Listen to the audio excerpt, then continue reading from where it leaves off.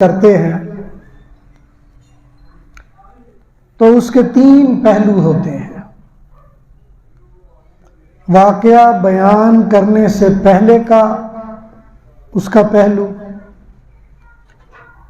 اور یہ عام طور پر ہوتا ہے کہ جب لوگوں کا اس واقعے کی طرف دھیان ہٹ جائے تو اللہ تعالیٰ بتانا چاہتے ہیں کہ بھئی یہ بھی ایک واقعہ ہے۔ اس کا دوسرا پہلو یہ ہوتا ہے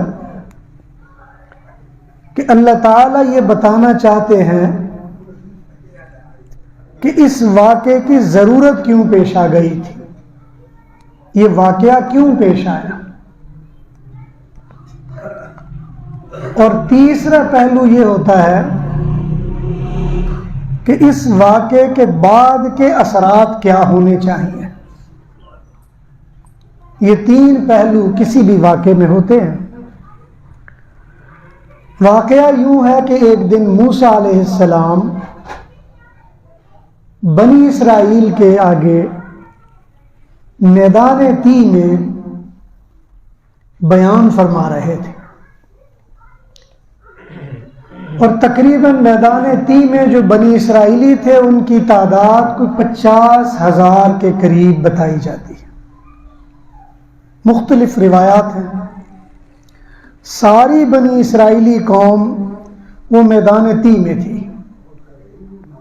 12 قبیلے تھے۔ موسیٰ علیہ السلام جب بھی اللہ کی طرف سے کوئی پیغام لاتے تو سب کو جمع کرتے، ان کو ساری بات بتاتے، ان کو سمجھاتے، سیدھے راستے کی طرف لگانے کی پوری محنت کرتے۔ بنی اسرائیلی کبھی کبھی کوئی بات مان لیتے، کبھی کبھی گڑبڑ کر جاتے۔ آہستہ آہستہ بنی اسرائیلیوں میں یہ بات مشہور ہو گئی تھی کہ دنیا میں سب سے زیادہ علم والا، اللہ کی معرفت اور قرب والا اگر کوئی نبی ہے تو وہ ہمارا نبی موسیٰ علیہ السلام ہے، اس سے زیادہ کوئی نہیں ہے۔ اس لیے کہ سارے انبیاء میں واحد نبی ہیں جو کوہ طور پر اللہ سے ہم کلام ہوتے ہیں۔ یہ واحد نبی ہیں، اللہ تعالیٰ نے اپنا آپ دکھانے کے لیے کوہ طور پر اپنی تجلی ڈالی۔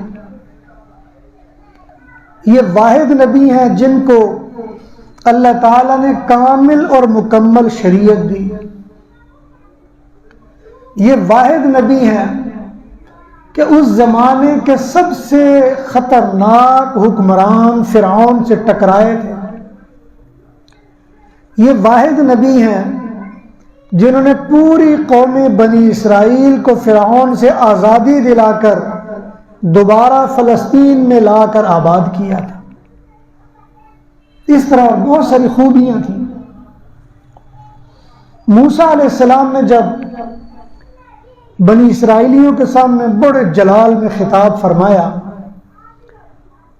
اور خطاب میں آپ کا انداز ایسا تھا کہ آپ پورے جلالی انداز میں خطاب فرماتے، آواز اونچی ہوتی تھی، پورے میدان میں آواز آپ کی گونج رہی ہوتی تھی، اونچی جگہ پر کھڑے ہوتے تھے۔ آپ جیسے ہی آپ نے اپنا وہ واز ختم کیا، ایک بنی اسرائیلی کھڑا ہو گیا، حضرت ایک سوال ہے۔ حضرت نے پوچھا، ہاں جی بتاؤ کیا سوال ہے۔ حضرت موسیٰ علیہ السلام کے اندازے میں تھا کہ یہ پوچھے گا، کہ اللہ تعالیٰ کے احکامات میں سے کوئی بات پوچھے گا، لیکن اس نے پوچھا کہ یہ بتائیں کہ اس وقت زمین پر آپ سے بڑا کوئی عالم ہے کہ نہیں۔ موسیٰ علیہ السلام نے کہا کوئی عالم نہیں میرے سے بڑا۔ اور یہ بات موسیٰ علیہ السلام نے صحیح کہی تھی، اس لیے کہ اس وقت انبیاء میں سب سے بڑے نبی موسیٰ علیہ السلام تھے، سب سے بڑی شریعت آپ کے پاس تھی، اور اللہ تعالیٰ کی معرفت اور اللہ تعالیٰ کی مرضیوں کو جاننے میں سب سے آگے موسیٰ علیہ السلام تھے۔ لیکن جیسے ہی موسیٰ علیہ السلام نے کہا نہیں کوئی نہیں، فوراً اللہ تبارک و تعالیٰ کی طرف سے پیغام آ گیا کہ یہ آپ نے کیسے کہہ دیا کہ کوئی نہیں، یہ آپ نے کیوں ایسے الفاظ استعمال کر لیے، آپ کو ایسے کہنا نہیں چاہیے تھا۔ اب موسیٰ علیہ السلام کو بنی اسرائیل کی قوم بھول گئی، اللہ تعالیٰ نے یہ جو تنبیہ فرمائی اس کی وجہ سے فوراً طور پر پہنچے اور اللہ سے دعا کرنے لگے کہ یا اللہ مجھے وہ کوئی بندہ بتا جو مجھ سے زیادہ علم والا ہو۔ اللہ تبارک و تعالیٰ نے کہا وہ میرا فلاں بندہ ہے، اس کا نام خضر ہے۔ موسیٰ علیہ السلام نے کہا کیف الوصول الیہ، یا اللہ میں اس کو کیسے ملوں گا، کہاں ملوں گا، میں اس سے ملنا چاہتا ہوں، تیرے علم کے بارے میں جاننا چاہتا ہوں۔ موسیٰ علیہ السلام کو اللہ تعالیٰ نے کہا کہ آپ ایسے کرو، ایک مچھلی لے کر ٹوکری میں ڈال لو اور فلاں راستے پر سفر کرتے جاؤ، جہاں وہ مچھلی زندہ ہو جائے سمجھنا وہاں تمہاری ملاقات ہو جائے گی۔ اب موسیٰ علیہ السلام کے شاگرد اس وقت جو بعد میں نبی بنے ان کا نام تھا یوشع، اور یوشع یہ مطلب حضرت موسیٰ علیہ السلام کے بعد اگلے نبی ان کے بعد یہ بنے ہیں۔ خیر موسیٰ علیہ السلام نے یوشع سے کہا بھئی سفر ہے، انہوں نے کہا جی کدھر جانا ہے، کہا بس جانا جدھر بھی ہے چلو تیاری کرو۔ تیاری ہو گئی، روٹی پانی رکھ لیا، جو کپڑے ضروری تھے لے لیے، ایک ٹوکری لی اس میں ایک مچھلی رکھ لی۔ اب ظاہر بات ہے جب سفر اچانک ہو تو مچھلی کچی تو کام نہیں دے گی، پکائیں گے کہاں پہ، انہوں نے مچھلی کو ذرا بھون کے اس کے اندر رکھ لیا۔ اب ظاہر بات ہے بھونی ہوئی مچھلی کا دوبارہ زندہ ہونا یہ ناممکنات میں سے ہے، کچی مچھلی تو زندہ ہو سکتی ہے، بھونی ہوئی کیسے ہوگی۔ خیر چل پڑے، سفر جاری ہے، ایک دن سفر کیا، ایک رات سفر کیا۔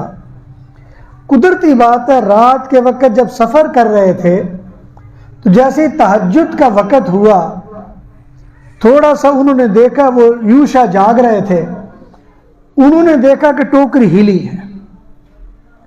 جب ٹوکری ہلی تو یہ تھوڑے ڈرے، تھوڑا پیچھے ہو گئے، ان کے ذہن میں کوئی جانور ہے وہ مچھلی کھانے کے لیے آ گیا، چلو۔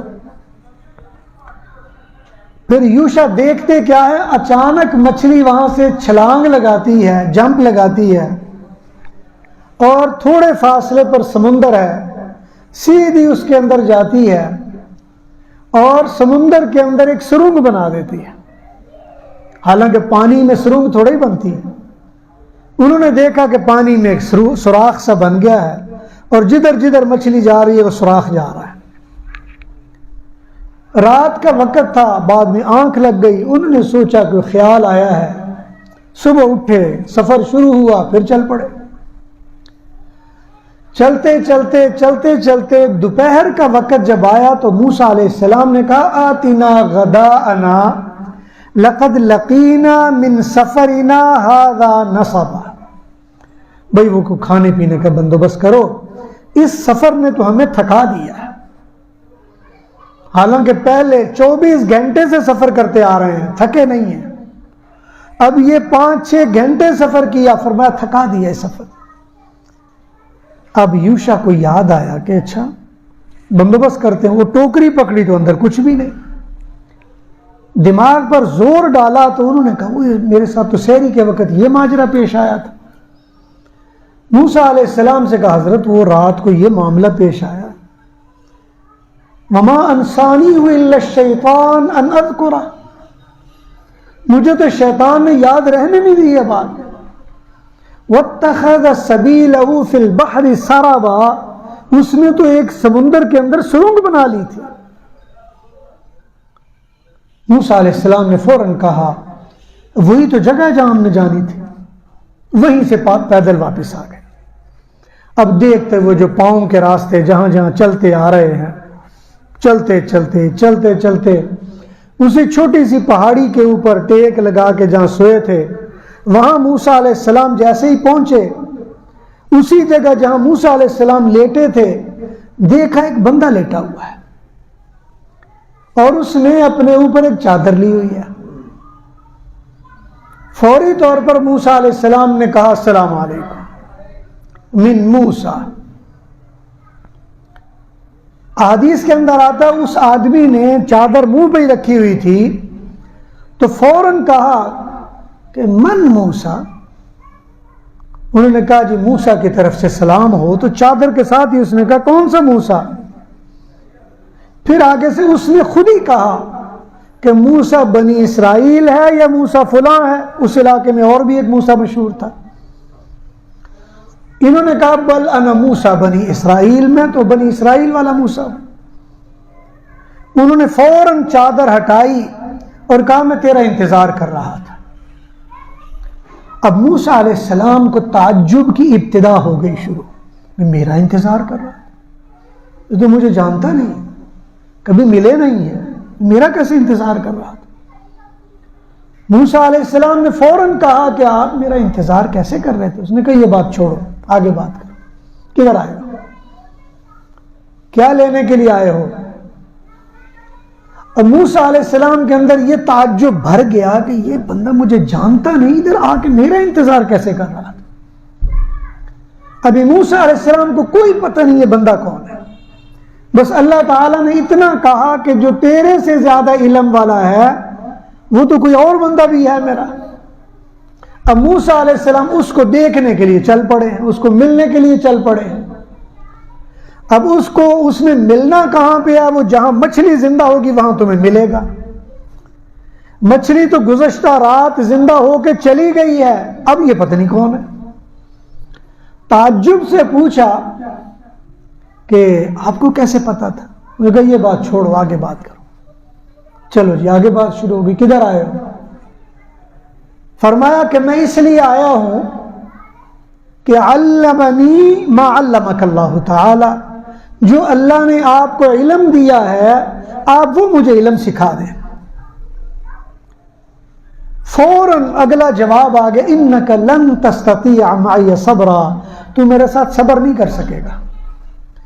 اب موسیٰ علیہ السلام کو اسی مجلس اسی وقت دوسرا تعجب ہو گیا, بھی صبر نہ کرنے کی کون سی بات ہے. یہ جو ایک دم اس نے مجھے کہہ دیا, یہ مجھے جانتا نہیں, میں اس کو جانتا نہیں, میں اللہ کا نبی ہوں, شریعت لے کے آیا ہوا ہوں, یہ مجھے کہہ رہا تو مجھے صبر نہیں کر سکے. لن تستطیع معی صبرا, تو میرے ساتھ صبر کی طاقت ہی نہیں رکھے گا, یہ کیسی بات ہو. اس نے کہا نہیں میں صبر کروں گا. اب تیسرے مرحلے میں خضر علیہ السلام نے کہا ہاں ایک شرط ہے میری, تو میرے ساتھ چل, میں تجھے سکھاؤں گا, صرف شرط یہ ہے کہ تم مجھ سے سوال نہیں کرے گا, تم مجھ سے کوئی سوال نہیں کروں گا. چلو ٹھیک ہے نہیں سوال کر. چل پڑے. اب آگے آگے خضر ہیں, پیچھے موسیٰ ہیں, پیچھے یوشع ہیں. یوشع چونکہ خادم تھے, اب وہ تینوں جا رہے ہیں جا رہے ہیں جا رہے ہیں. تھوڑے فاصلے پر دریا تھا, دریا پہ جا کے کھڑے ہو گئے. اب حدیث مبارکہ میں حضور علیہ السلام فرماتے ہیں کہ موسیٰ علیہ السلام کو اندر غصہ آ رہا ہے کہ عجیب آدمی ہے, دریا پر لا کے کھڑا کر دیا ہے کنارے پر, نہ کوئی دریا, یعنی نہ کوئی کشتی, نہ کوئی بندہ, نہ بندے کی ذات, ادھر کہاں سے کون آئے گا. اب اندر اندر سے کوڑ رہے ہیں. ایک دو بار اشارے میں کہا بھی کہ حضرت ادھر کھڑے ہو گئے, کہیں آگے پیچھے ہو جائیں, کوئی بندہ آ جائے گا. اس نے کہا چپ کرو. اب وہ حاکمانہ انداز میں کہا چپ کر جاؤ, پھر چپ کر گئے. خیر کچھ وقت کھڑے ہوئے. روایات میں مختلف اوقات آتے ہیں, بعض میں 3 گھنٹے, 5 گھنٹے, آدھا گھنٹہ. بعض روایات میں تو آتا ہے جیسے ہی کھڑے ہوئے 5-7 منٹ کے بعد اچانک ایک کشتی آ گئی, حالانکہ وہ کشتیوں کا روٹ نہیں تھا. موسیٰ علیہ السلام کو تعجب ہوا کہ ادھر سے کشتی آتی نہیں, آ کدھر گئی. خیر وہ کشتی والے آئے, انہوں نے آ کے پوچھا بھی آپ نے کہاں جانا ہے. اس نے کہا جی ہم نے سفر کر, آ جاؤ بیٹھ جاؤ. اب موسیٰ علیہ السلام کو پھر تعجب ہوا کہ لوگ پہلے پوچھتے ہیں کرایہ شرایہ ہے, ادھر ایسے ہی کھڑے ہو, پیسے پوسے ہیں کہ نہیں ہیں؟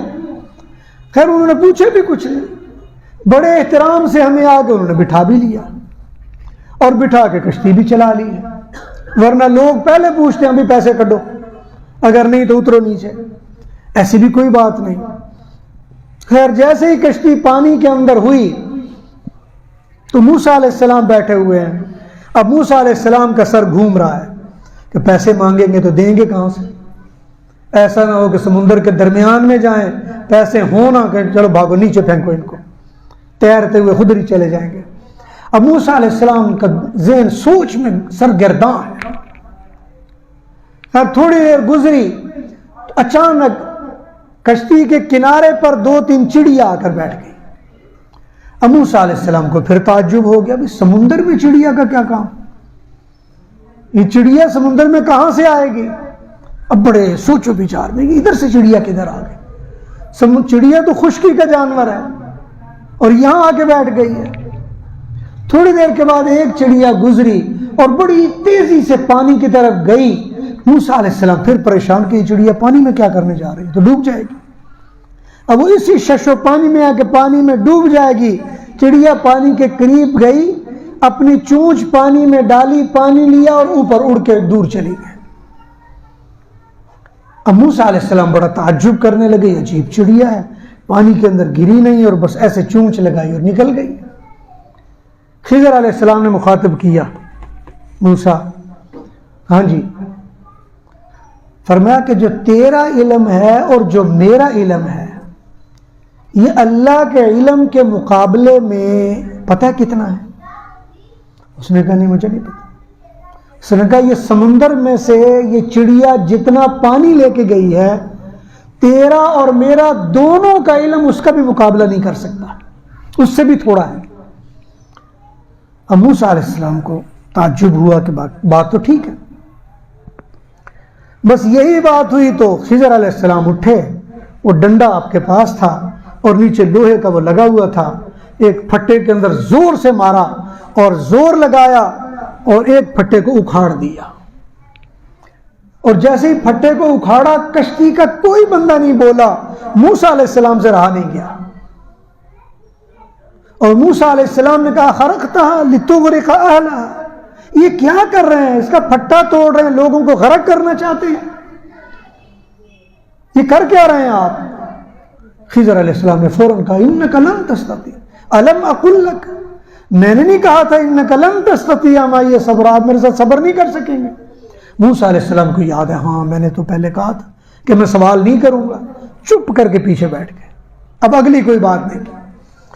اب جناب اگلی طرف جب دوسرے شہر میں جا کر اترے تو بعض روایات میں آتا ہے اس شہر کا نام ترسوس تھا, اور ترسوس آج کل ترکی میں آتا ہے. ترکی میں وہ چھوٹا سا شہر, بنی اسرائیل کا ایک قبیلہ ادھر بھی آباد تھا.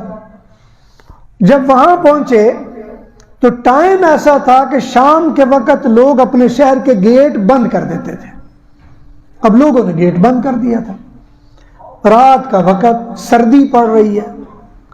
اب انہوں نے دروازے کے قریب ہوئے تو چوکیدار نے پوچھا کون ہے؟ اس نے کہا جی فلاں ہے. کس سے ملنا ہے؟ اب نام ہی کسی کا نہیں آتا. انہوں نے کہا بھاگو ادھر سے. اب وہ جناب جس طرح بدتمیزی سے اس نے کہا چلو ادھر سے بھاگ جاؤ, پتہ نہیں کس کو ملنا, اور آ گئے ادھر. شہر کے باہر کونے پر ایک چھوٹی سی سرا بنی ہوئی تھی, درخت لگے ہوئے تھے, دونوں چپ کر کے تینوں ادھر جا کے بیٹھ گئے. اب بیٹھ کے انہوں نے رات گزار دی. جیسے ہی صبح شہر کا گیٹ کھلا, اور شہر کا گیٹ کھلتے ہی یہ دونوں تینوں وہاں سے نکلے اور سیدھا شہر میں جا گھسے. اب جب شہر میں گئے تو موسیٰ علیہ السلام کے ذہن میں تھا کوئی ناشتہ کریں گے, کھانا پینا ہوگا. شہر کے اندر گئے, اب یہ خضر آگے آگے ڈنڈا لے کے, موسیٰ اس کے پیچھے پیچھے اور یوشع اس کے پیچھے پیچھے. تھوڑے فاصلے پر انہوں نے دیکھا ایک دیوار وہ گرنے والی ہے. اب خضر علیہ السلام نے اپنا لنگوٹ کسا, تیاری کی. انہوں نے کہا چلو بھائی شروع ہو جائے, دیوار کو توڑتے ہیں. اب موسیٰ علیہ السلام اور خضر کو بھی لگا لیا, یوشع کو بھی لگا لی, دیوار توڑ دی. جب دیوار توڑی اس کو ٹھیک ٹھاک کر کے اب چلو جی مٹی بناؤ, یہ کرو وہ کرو. یوشع مزدوری کر رہا اینٹیں پکڑانے میں, اور موسیٰ علیہ السلام گارا بنا کے وہ دے رہے ہیں، اور جناب خالی ہاتھوں سے خضر علیہ السلام دیوار ٹھیک کر رہے ہیں۔ جیسے ہی دیوار ٹھیک کی تو موسیٰ علیہ السلام سے پھر نہ رہا گیا، کہنے لگے کتنا اچھا ہوتا اگر ان کو کہتے کہ دیوار تو ہم بنا دیتے ہیں، آتینا غداءنا، آپ ہمیں کچھ کھانا پینا دے دینا، لیکن انہوں نے انکار کر دیا۔ انہوں نے کہا کھانا پینا کچھ نہیں، جاؤ اپنا کام کرو۔ موسیٰ علیہ السلام کو تعجب ہوا، نہ انہوں نے کھانا دیا، نہ خضر نے کوئی مزدوری مانگی، اور دیوار مفت میں مزدوری کروا کے ہمیں بھوکا مار دیا ہے، اور یہ عجیب آدمی ہے۔ جیسے ہی موسیٰ علیہ السلام نے خضر کو مخاطب کر کے کہا کہ ان سے مزدوری لے لیتے، شرعی طور پر ہمارا گزارا چل جاتا، فوری طور پر خضر علیہ السلام نے کہا میں تو پہلے ہی کہتا تھا تو صبر نہیں کر سکے۔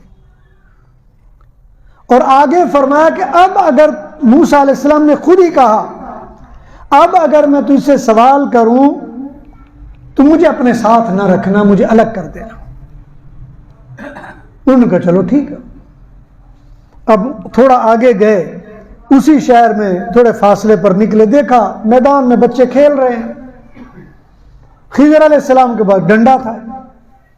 اچانک ایک لڑکے کو پکڑا، اس کو قریب کیا اور اس کی گردن کو مروڑا، اس کو قتل کیا، سر پہ ڈنڈا مارا، ادھر مر گیا۔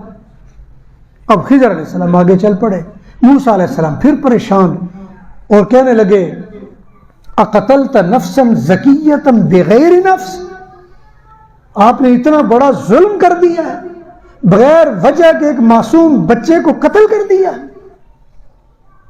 یہ تو بڑی زیادتی کی ہے۔ لقد جئت شیئا نکرا، آپ نے تو بڑے گناہ کا کام کیا ہے۔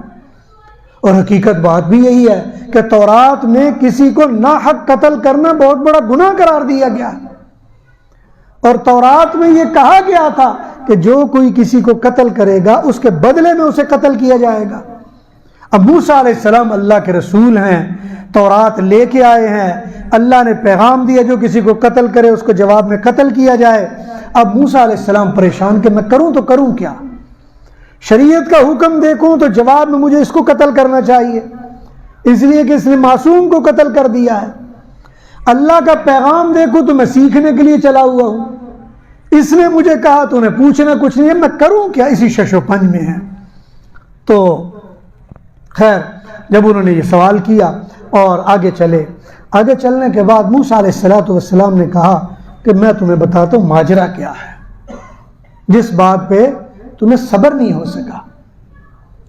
سارا ماجرا یہ ہے، وہ جو پہلا واقعہ تم نے دیکھا تھا نا، وہ کشتی والا، اس کشتی کا ماجرا یہ ہے کہ شہر یعنی دریا کے دوسرے کنارے پر ایک ظالم بادشاہ تھا، اس کا کوئی جشن کا دن تھا، اور جو بھی صحیح سالم کشتی تھی وہ قبضے میں لے رہا تھا، اپنے جشن کے دن تک اس نے وہ کشتیاں قبضے میں رکھنی تھی، اور یہ کشتی دو غریب بچوں کی تھی اور وہ اس سے روزی کماتے تھے۔ اس لیے میں نے اس کا ایک پھٹا توڑ دیا کہ جب اس کے فوجی یا اس کے پولیس والے دیکھیں گے اور دیکھیں گے پھٹا ٹوٹا ہوا، جانے دو، ان کا روزگار چلتا رہے گا۔ اور فرمایا وہ جو دوسری بات تم نے دیکھی، وہ جو دیوار تھی، اصل میں فکانا لغلامین یتیمین فی المدینہ، دو یتیم بچے تھے شہر میں، اور ان کے ابا نے اپنے جائیداد اپنا مال اس دیوار کے نیچے دفن کر دیا تھا، اور پھر کہا تھا یا اللہ اس مال کی حفاظت تیرے ذمے ہے تاکہ یہ میرے بچوں کے پاس پہنچ جائے، اور بچے ابھی جوان ہوئے نہیں تھے اور دیوار گرنے والی تھی، اگر گرتی مال کھل جاتا، لوگ اٹھا کر لے جاتے، اللہ نے مجھے کہا دیوار کو ٹھیک کر دے، میں نے ٹھیک کر دیا۔ اور وہ جو لڑکا جس پر تجھے بڑا تعجب ہوا تھا، اصل میں وہ لڑکا ایسا تھا، اللہ نے اس کو پیدا ہی ایسا کیا تھا، اگر وہ بڑا ہوتا اپنے ماں باپ رشتہ داروں کو کفر میں مبتلا کر دیتا، ان کو قتل کر دیتا، اور دنیا میں نہ جانے کیا کیا گناہ اور کفر کے کام سر انجام دیتا۔ اللہ نے مجھے کہا اس کو ادھر ہی ختم کر دو، میں نے ختم کر دیا۔ موسیٰ علیہ الصلوۃ والسلام کے اس واقعے اور اس حالت کو دیکھ کر حضور اکرم صلی اللہ علیہ وسلم فرمایا کرتے تھے کہ کاش میرا بھائی موسیٰ تھوڑا صبر اور کرتا، نہ جانے اللہ تعالیٰ کے کیا کیا عجائبات دیکھتا اور کیا کیا اللہ تعالیٰ کی عجیب باتیں دیکھتا۔ اور یہ واقعے کو سامنے رکھ کے بعض لوگوں نے حضور اکرم صلی اللہ علیہ وسلم کی احادیث کو سامنے نہیں رکھا، اللہ کے قرآن کو سامنے نہیں رکھا، اپنی عقل کو استعمال کرتے ہوئے انہوں نے اعلان کر دیا کہ یہ خضر آدمی تھا ہی نہیں، یہ کوئی فرشتہ تھا، انہوں صاف کہا یہ آدمی نہیں تھا، یہ اللہ نے کوئی فرشتہ بھیجا تھا اور یہ فرشتہ موسیٰ علیہ السلام کو سمجھانے کے لیے آیا تھا۔ حالانکہ قرآن کریم میں اللہ تعالیٰ خود کہہ رہے ہیں موسیٰ علیہ السلام کو کہ فلاں جگہ جانا فوجدا عبدا من عبادنا آتیناہ من لدنا علما، وہاں میرا ایک بندہ مل جائے گا جس کو ہم نے بڑا علم دیا ہوا ہے۔ تو اللہ تعالیٰ بندہ کہہ رہے ہیں، لیکن آج کل کے بعض مفسرین نے جو تفسیروں میں وہ لکھا وہ بندہ نہیں تھا، فرشتہ تھا۔ یہ ایک گمراہی، اور وجہ کیا گمراہی کی پڑی؟ اس کا جو نبی کو سکھانے والا غیر نبی کیسے ہو سکتا ہے؟ نبی کو سکھانے کے لیے غیر نبی تو نہیں نہ ہو سکتا، لہٰذا اگر خضر علیہ السلام کو کہیں وہ نبی نہیں ہے تو وہ مصیبت کہ نبی نہیں ہے اور موسیٰ علیہ السلام کو سکھا رہے ہیں۔ اگر کہیں نبی ہیں تو وہ نبی گئے کدھر کو؟ ان کی امت کون سی تھی؟ کون سی کتاب لے کے آئے؟ کس قبیلے کی طرف آئے؟ کس کے لیے ان کو مبعوث کیا گیا؟ اب وہ بھی کوئی پتہ نہیں ہے، لہذا انہوں نے کہا یہ نبی نہیں تھے۔ لیکن میرے محترم یاد رکھنا چاہیے اللہ تبارک و تعالی نے نبوت کے 2 درجے بنائے۔ پہلی امتوں میں یہ الگ الگ ہوتے تھے، امت محمدیہ میں بعض اوقات الگ ہو سکتے ہیں، بعض اوقات اکٹھے بھی ہو سکتے ہیں۔ ایک نبوت کو تشریعی نبوت کہا جاتا ہے، ایک نبوت کو تکوینی نبوت کہا جاتا ہے۔ تشریعی نبوت اللہ تعالیٰ کے شرعی احکام کو واضح کرنے کے لیے ہے کہ بھئی یہ شرعی حکم ہے، اس کے مطابق چلو، یہ شرعی حکم ہے، اس کے مطابق چلو، یہ شرعی احکامات ہیں۔ اور تکوینی امور میں اللہ تبارک و تعالیٰ نے تکوینی معاملات اس کے ساتھ جوڑ دیے ہیں۔ اس کے لیے کوئی ایسا نہیں چاہیے کہ کوئی بڑا ہو اور وہ دکھائے اور سمجھائے اور بنا کر دکھائے، ایسا نہیں ضروری۔ سادہ ترین اس کی مثال اگر سمجھنی ہو تو آپ دیکھتے ہیں کہ کبھی کبھی آپ بیمار ہو جائیں تو علاج کے لیے کس کے پاس جاتے ہیں؟ ڈاکٹر کے پاس جاتے ہیں۔ آپ بیمار ہو جائے تو حکیم کے پاس جاتے ہیں۔ پھر حکیموں کے بھی کئی شعبے ہیں، کوئی شعبہ ہے وہ ہومیوپیتھی کا، کوئی ایلوپیتھی کا، کوئی آریوویدک کا، کئی شعبے ہیں، کوئی 20 طریقہ علاج ہے۔ تو چونکہ ان کا ایک ضابطہ ہے، ایک طریقہ ہے، کتابیں ہیں، قاعدے قانون ہیں، وہ سارا نظام ہے، اور یہ سارا نظام اس کو سمجھیں یہ تشریعی نبوت کی مثال ہے، یعنی اللہ تعالیٰ نے ایک طریقہ بتایا، اس کے مطابق چلیں گے، کام ہوتا چلا جائے گا۔ لیکن کبھی کبھی ایسا بھی ہوتا ہے، اور آپ نے بھی مشاہدہ کیا ہوگا، میں نے بھی کیا ہے، کہ کئی مرتبہ کئی بیمار ہوتے ہیں، سارے ڈاکٹروں سے کھجل خوار ہونے کے بعد پھر ڈاکٹر خود کہتے ہیں بھئی اللہ اللہ کروا لو، تھوڑی سی بھئی کسی سے کوئی وہ دم شم بھی کروا لو، پھر آپ دم بھی کروا لیتے اور بعضوں کا ٹھیک بھی ہو جاتے ہیں۔ میرے ایک استاد تھے فلسفہ میں، جب میں ایم فل کر رہا تھا تو وہ ایک دن ایسے باتوں باتوں میں کرنے لگے، کہنے لگے مجھے سب سے زیادہ تعجب اس بات پر ہے کہ کئی مرتبہ آدمی کا سر درد ہوتا ہے اور وہ دم والے کے پاس چلے جاتے ہیں، فرماتے ہیں، اور کہنے لگے دوسرا تعجب مجھے یہ ہے کہ دم والے کے پاس جا کے پھر ٹھیک بھی ہو جاتے ہیں، حالانکہ دم سے بیماری کے ٹھیک ہونے کا تعلق کیا ہے؟ بھی دنیا کی ساری سائنس یہ بتاتی ہے اگر آپ کو کہیں تکلیف ہے تو اس کا علاج کر لو، اس کا کوئی دوائی لے لو، اس کے لیے کوئی نہ کوئی طریقہ علاج ہے۔ یہ دنیا کی میڈیسن یا ڈاکٹری میں کہیں نہیں لکھا ہوا کہ آپ کو فلاں بیماری ہو تو دم بھی کروا لیں۔ डॉक्टर भी अपने गले से उतारने के लिए कहते हैं भाई जाओ दम शम कराओ कोई, वो अपने गले से उतार रहे होते हैं, इसलिए कि उनके सारी साइंस, सारे तजर्बे, सारे नुस्खे और सारी आजमाइशें और सारी एक्सरसाइज वो फेल हो गई हैं। भाई पता नहीं तुझे क्या, जा कोई दम शम करा, कोई अल्लाह अल्लाह करा। फिर वो अल्लाह अल्लाह कराता है, कई मरतबा ठीक भी हो जाता है। ये तकवीनी मामलात होते हैं। तशरीई मामलात में जरूरी है कि ऐसा तरीका जो अल्लाह ने बनाया उसको इख्तियार किया जाए, और तकवीनी मामलात में ऐसा तरीका आम तौर पर ऐसा हो नहीं लेकिन हो जाए। जैसे नबी अलैहिस्सलातु वस्सलाम है, आपको अल्लाह ताला ने तशरीई नबी बनाकर भेजा, लेकिन कई मरतबा ऐसा हुआ सहाबा किराम की तादाद है।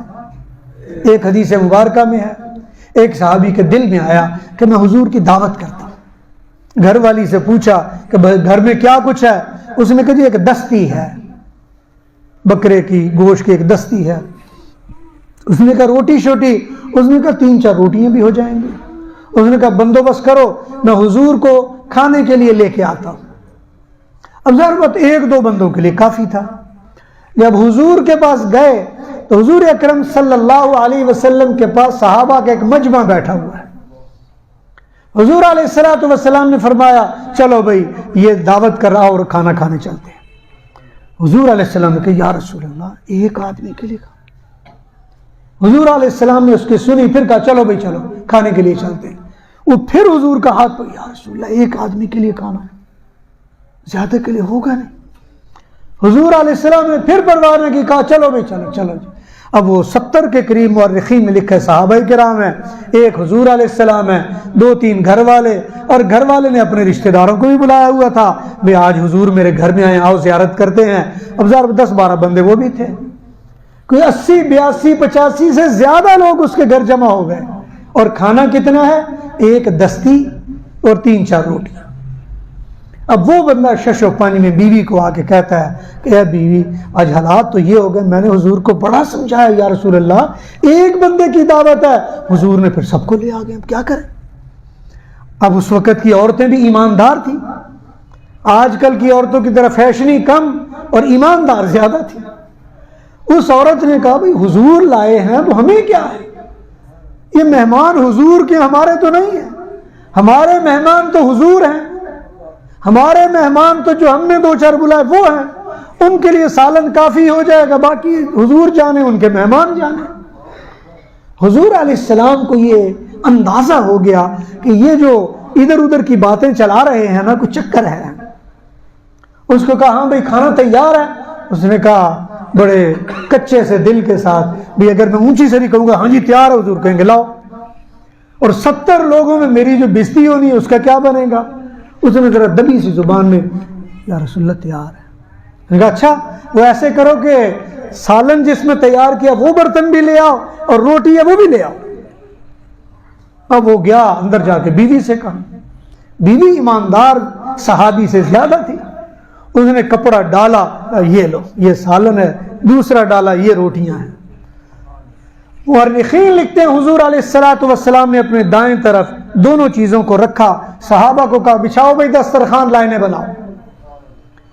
अब वो सारे सहाबा लाइनें बना के बैठ गए, और वो सहाबी सोच रहे बनेगा क्या, एक बंदे का खाना है, करेंगे क्या।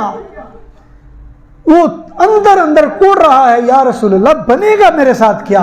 जाहिर बात है एक बंदे को खाना देंगे दूसरे को मिलेगा नहीं तो बेइज्जती किसकी है, जिसके घर में है। लोगों ने मेरे बारे में सोचना मैं क्या करूंगा। वो अंदर अंदर कोड़ रहा है। कभी अंदर बीवी के पास जाता है क्या बनेगा, उसने कहा जो बनेगा देखिए। कभी बाहर हुजूर के पास आके खड़ा हो जाता है कि मैं हुजूर को एहसास दिला दूं, बता दूं या रसूलल्लाह एक बंदे के लिए ज्यादा के लिए नहीं है। कभी अंदर जाता है, उधर भी हिम्मत नहीं पड़ती कि बीवी को कोई कुछ कहे, क्योंकि बीवी पहले कह चुकी है हुजूर के मेहमान है बाबा, हमारे तो नहीं है, हुजूर जाने उनके मेहमान जाने। अब वो दोबारा कहा तो फिर उसने यही कहा, उसे पता है तीसरी बार कहूंगा फिर वही कहेगी। अब हुजूर के पास आता है, हुजूर को बता दूं या रसूलल्लाह मामला जरा नाजुक है। इतने में जनाब बर्तन मंगवाए, बर्तन लाओ भाई। वो एक एक बर्तन में 8-8, 10-10 लोग हुजूर डालते जा रहे हैं। وہ کہتے ہیں میں دیکھ رہا ہوں ایک پلیٹ میں ڈالا 8-10 اس میں شروع ہو گئے, دوسری میں ڈالا 8-10 شروع ہو گئے, تیسری میں ڈالا 8-10 شروع ہو گئے, چوتھی میں ڈالا 8-10 شروع ہو گئے. اور یہ سنت ہے حضور اکرم صلی اللہ علیہ وسلم کی, جب آپ کے گھر مہمان آ جائیں تو جتنی روٹی اس کے 4 ٹکڑے کر دیے جائیں, جتنی بھی روٹی ہے 4 ٹکڑے کر دیے جائیں, تاکہ جس نے لینا 1 ٹکڑا لے لے. آج کل یہ سنت ہم نے چھوڑ دی ہے, ہمارے ہاں نہیں چلتی. حضور علیہ السلام نے اندر ہی ہاتھ ڈال کے 4 ٹکڑے اب دیتے جا رہے ہیں, ہاں جی لو جی دیتے جا رہے ہیں. وہ صحابی کہتے ہیں میں اس شش و پنج میں کہ بن کیا رہی ہے. اب وہ اندر جا کے بتایا کہ ادھر تو یہ ہو رہا ہے, اتنے لوگوں نے کھا لیا اتنے باقی رہ گئے, اتنے لوگوں نے کھا لیا اتنے باقی رہ گئے. کہا کہ 80 82 85 جتنے بھی لوگ تھے سب کھانا کھا کے ان کا پیٹ بھر گیا.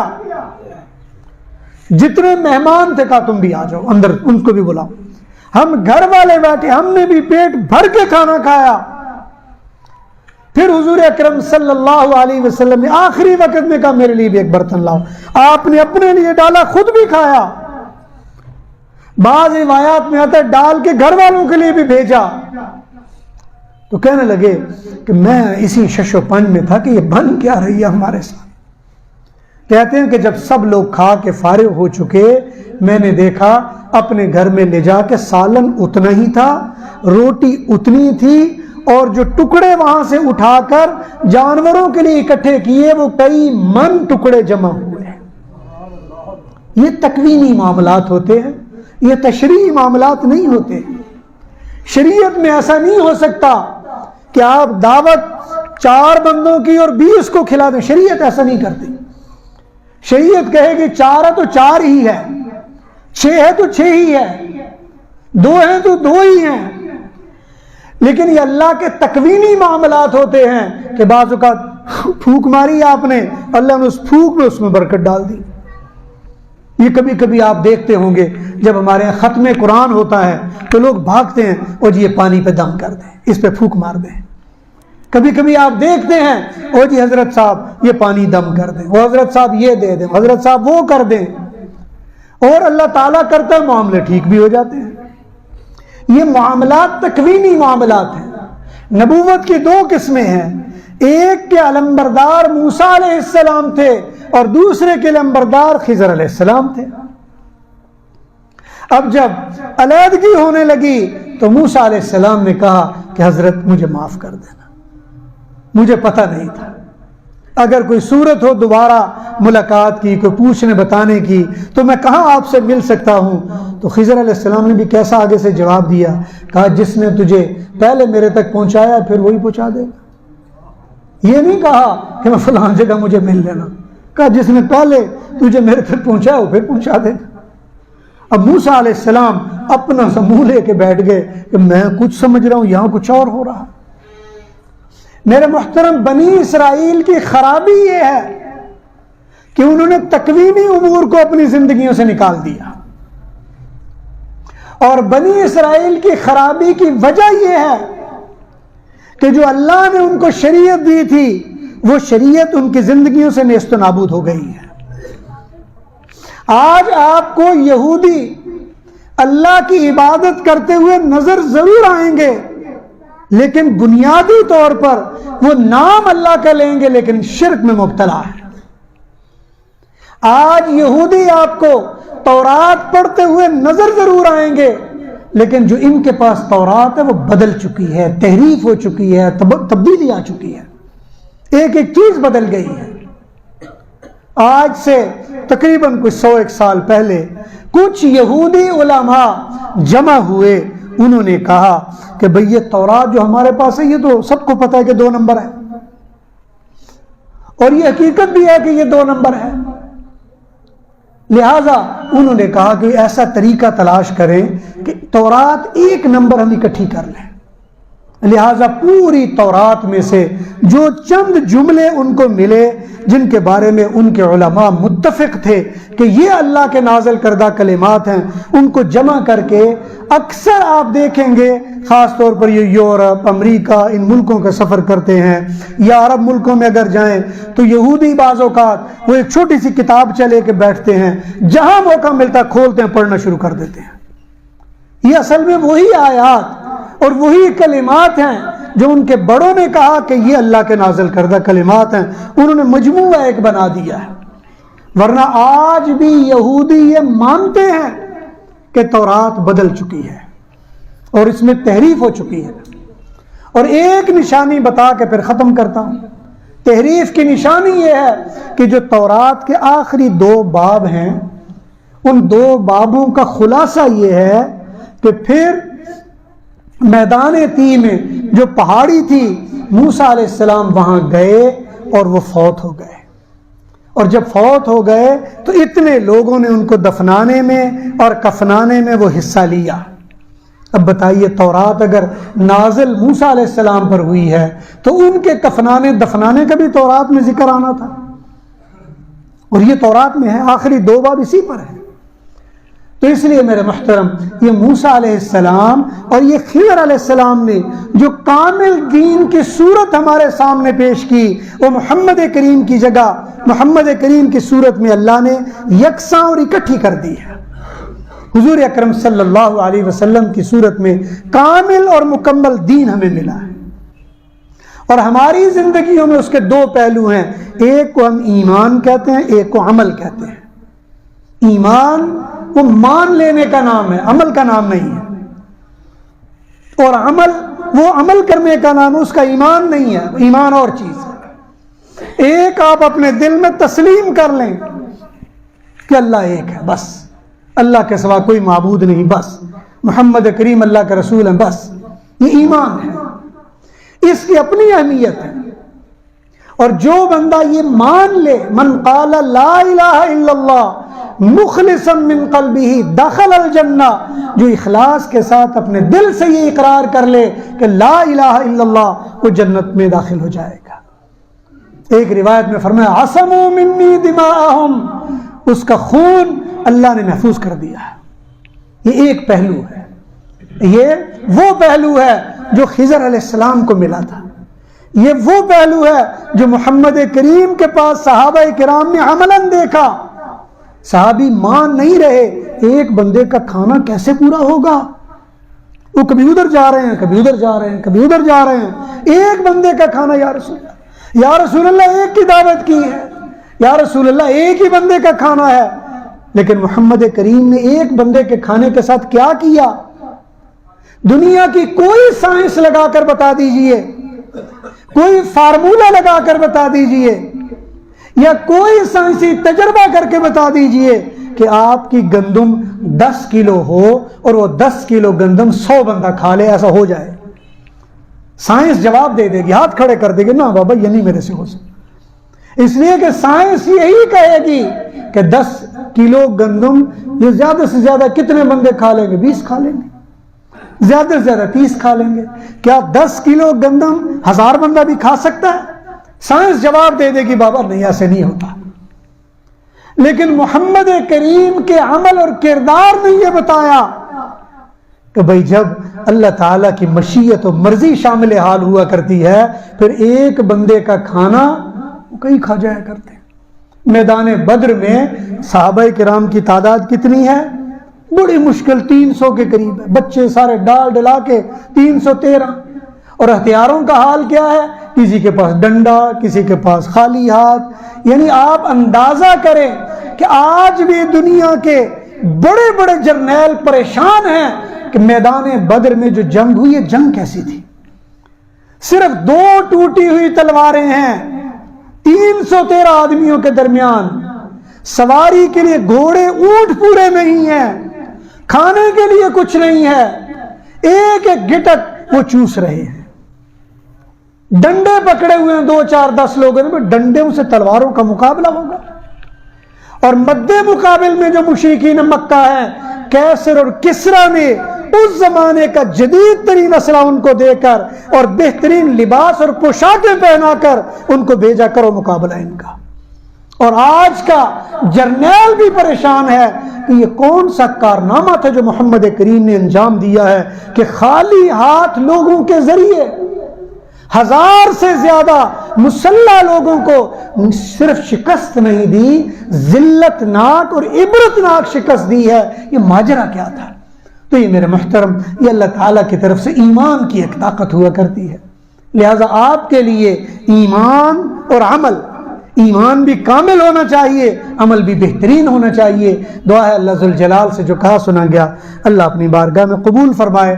وآخر دعوانا ان الحمد للہ رب العالمین۔ سنت پڑھ لیں۔